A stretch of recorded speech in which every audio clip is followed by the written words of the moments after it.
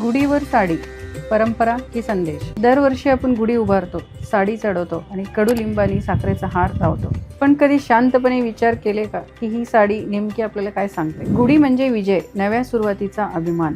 इतिहासात ते विजय ध्वज म्हणून ओळखली गेली आणि विजय साजर करताना सर्वोत्तम अर्पण करण्याची परंपरा होती. म्हणून गुढीवर साडी चढवली जाते. साडी सांस्कृतिक सन्मान आणि मंगलतेचं वस्त्र.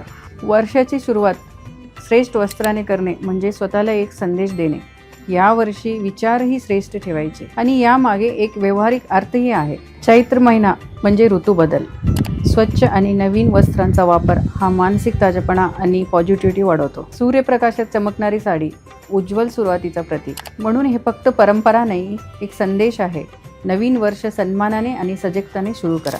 गुढीवरील साडी आपल्याला आठवण करून देते, सुरुवात उत्साहाने करा पण अर्थाने. परंपरा फक्त पाळायचे नसते तर जपायचं असते.